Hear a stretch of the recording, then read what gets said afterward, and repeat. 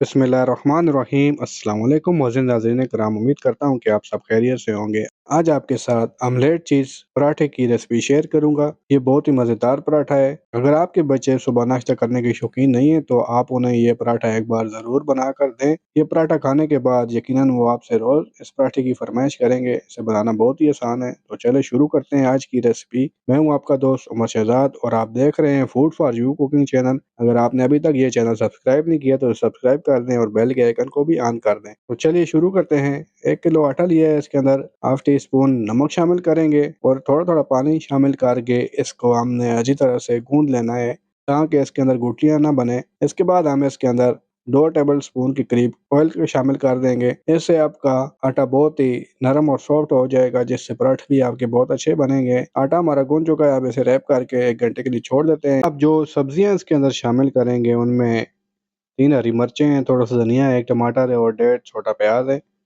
1 table spoon दरा मिर्च इसके अंदर शामिल करेंगे। दरदरा कटा हुआ सूखा धनिया 1 टेबल स्पून, 1 टेबल स्पून इसके अंदर जीरा जाएगा और हाफ टी स्पून सौंफ इसके अंदर हम शामिल कर देंगे।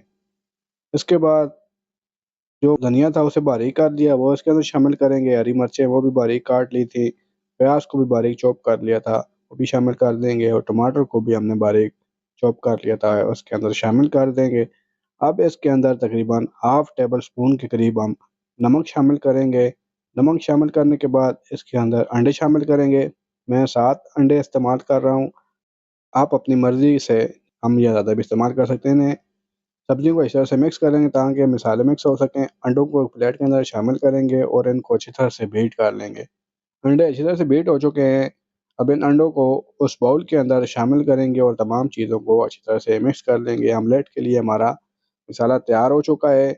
इसके अंदर शिमला मिर्च हम शामिल करेंगे, ये ऑप्शनल है। अगर आपके पास ना हो या आपको पसंद नहीं है तो आप इसे स्किप कर सकते हैं।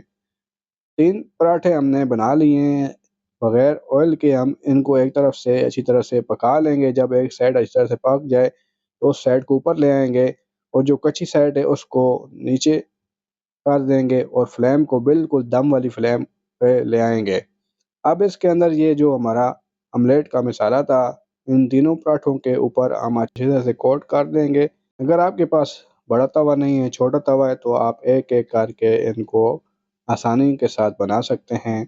लेकिन जब आप इनकी साइड को चेंज करेंगे तो आपको उसके लिए एक प्लेट या एक और फ्राई पैन की ज़रूरत पड़ेगी। अब हम इसके अंदर तेल शामिल करेंगे और इन पराठों की साइड को चेंज करके इसके अंदर हम अच्छी तरह से पका लेंगे ताकि ऑमलेट हमारा इस पराठे के साथ अच्छी तरह से चिपक जाए। तो देखें, एक तरफ से बहुत ही अच्छी तरह पक चुका है। अब मोज़रेला चीज़ अब इसके ऊपर हम शामिल करेंगे, तमाम पराठे के ऊपर अच्छी तरह से, कोई भी ऐसा खाली ना रहे। इसके बाद हम एक शीशे वाला कवर लेंगे जो इस पराठे के ऊपर अच्छी तरह से आ जाए। अब इस कवर को इसके ऊपर देंगे 5 मिनट के लिए और 5 मिनट के बाद आपको दिखाते हैं हमारा ऑमलेट चीज़ पराठा बनकर तैयार हो चुका है। देखने में बिल्कुल पिज़्ज़े की तरह नज़र आ रहा है। अब हम इसको 6 हिस्सों में या 4 हिस्सों में या 8 हिस्सों में जैसे आप चाहें काट लें। इस पराठे को आपके बच्चे बहुत ही शौक से खाएँगे और जब वो एक बार खाएँगे तो बार-बार फ़रमाइश करेंगे कि आप ये पराठा उनके लिए बनाएँ। तो एक बार ज़रूर मेरी फ़रमाइश पे आप इस पराठे को ज़रूर बनाएँ और मुझे बताइएगा कमेंट्स में कि आपको ये रेसिपी कैसी लगी। आपकी दुआओं और सपोर्ट की ज़रूरत है। हमारे चैनल को लाइक और सब्सक्राइब कर दें। इसी तरह की अच्छी-अच्छी रेसिपी हम अपने चैनल पर अपलोड करते रहते हैं। तो मिलते हैं आपके साथ अपनी किसी नई रेसिपी के साथ। मुझे दीजिए इजाज़त। अल्लाह हाफ़िज़।